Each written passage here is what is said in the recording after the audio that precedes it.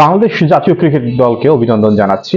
পাকিস্তানের বিপক্ষে পাকিস্তানের মাটিতে পাকিস্তানকে টেস্ট ক্রিকেটে 2-0 ব্যবধানে হারিয়ে প্রথমবারের মতো একটা ইতিহাস সৃষ্টি করেছে।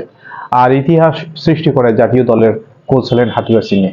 হাথুরুসিংহে সিংহে গত 1 বছর থেকে বাংলাদেশে নানান বিতর্ক জন্ম দিয়েছে এবং মিডিয়া, সাবেক ক্রিকেটার এবং ক্রিকেট সংশ্লিষ্ট অনেকেই হাথুরুসিংহের সিংহের উপর বিরক্ত। এই ধরনের প্রচার প্রচারণায় বাংলাদেশে একটা বিশেষ আলোচনার সৃষ্টি হয়েছে হাথুরুসিংহে সিংহে কখন এবং কবে বাংলাদেশ থেকে বিদায় নেবে। কিন্তু পাকিস্তান এই সিরিজের রেজাল্ট ক্রিকেট মহল এবং তথা ক্রিকেট বোর্ডে একটা আলোচনার সূত্রপাত হয়েছে হাথুরুসিংহে সিংহে কোনোভাবে চ্যাম্পিয়ন্স ট্রফি পর্যন্ত তাকে রাখা যায় কিনা। দর্শকদের একটা মতামত থাকতে পারে এ ব্যাপারে, কিন্তু যারা ক্রিকেট পরিচালনা করে ক্রিকেট পর্ষদের অনেকেই হাথুরুসিংহের সিংহের পারফরমেন্সে, বিশেষ করে এই পাকিস্তান সফরের পারফরমেন্সে সন্তুষ্ট। মনে করা হচ্ছে হাথুরুসিংহে সিংহে হয়তোবা চ্যাম্পিয়ন্স ট্রফি পর্যন্ত বাংলাদেশ ক্রিকেট দলের সঙ্গে থেকে যাবেন।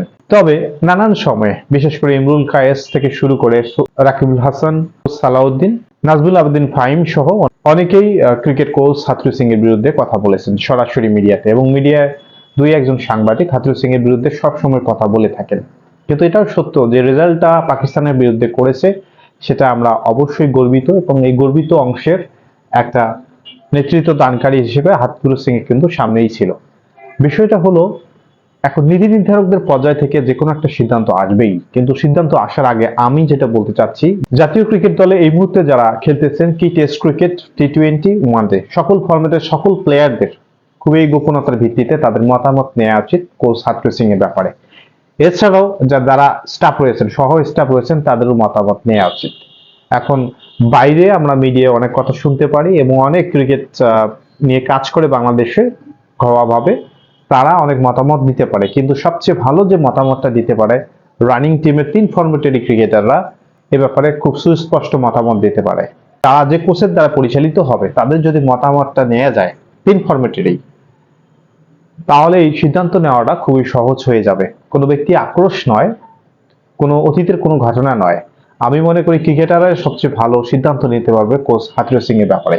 ক্রিকেট বোর্ডকে অনুরোধ করব আমি, মিডিয়া বা যে কোনো সাবেক ক্রিকেটার বা ক্রিকেট বিশ্লেষক এদের কথা গুরুত্ব নিয়ে, এদের কথা আমলে নিয়েও আপনারা সকল ক্রিকেটার যারা টি-20, ওয়ানডে এবং টেস্ট টিমের অংশ তাদের কাছে একটা মতামত অবশ্যই আপনারা নিতে পারেন। এই মতামতের ভিত্তিতে কোচকে রাখা যায় কিনা বা বাদ দেওয়া যায় কিনা এই বড় সিদ্ধান্তটা নিতে হবে, কারণ এই বিষয়টা এখন খুবই গুরুত্বপূর্ণ।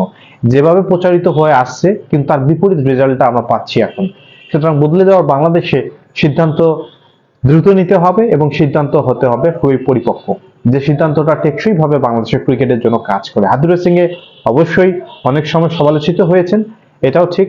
রেজাল্ট ওরিয়েন্টেড এর ব্যাপারে হাথুরুসিংহে যেহেতু একজন পেশাদার কোচ, ক্রিকেটারদের সঙ্গে কথা বলে পেশাদার ক্রিকেটাররা এবং যারা সুযোগ পায়নি হাথুরুসিংহের কারণে বিভিন্ন ক্রিকেট সংশ্লিষ্ট ব্যাপারে তারা মতামত দিতেই পারেন, কিন্তু যারা বর্তমান টিমে রয়েছেন টি-20, টেস্ট এবং ওয়ানডে কিন্তু পারফর্ম করতেছেন তাদের কাছে মতামতটা নিলে সবচেয়ে ভালো হবে। কারণ বর্তমানে এই টিমে রয়েছেন মুশফিকুর রহিম, সাকিব আল হাসান, ক্যাপ্টেন নাজমুল হোসেন শান্ত, মমিনুল হক, এদের মতো অনেক অভিজ্ঞ ক্রিকেটার রয়েছেন। তার সঙ্গে কিছু ইয়াং ক্রিকেটারও যোগ হয়েছেন। সবার মতামতের ভিত্তিতে গোপনীয়তার ভাবে তাদের মতামত নিয়ে ক্রিকেট বোর্ড একটা সুন্দর সিদ্ধান্ত নেবে যেটা বাংলাদেশ ক্রিকেটের জন্য মঙ্গলজনক হবে।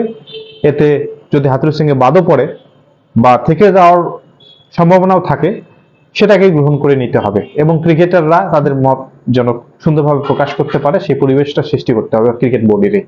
সুতরাং সুন্দর একটা সিদ্ধান্ত আসবে এবং সেই সিদ্ধান্তটা বাংলাদেশ ক্রিকেটের জন্য মঙ্গলজনক হবে, সেটাই আমি আশা করি। আর আমি আশা করতেছি আপনারা আমার চ্যানেলটিকে সাবস্ক্রাইব করবেন। ধন্যবাদ সবাইকে।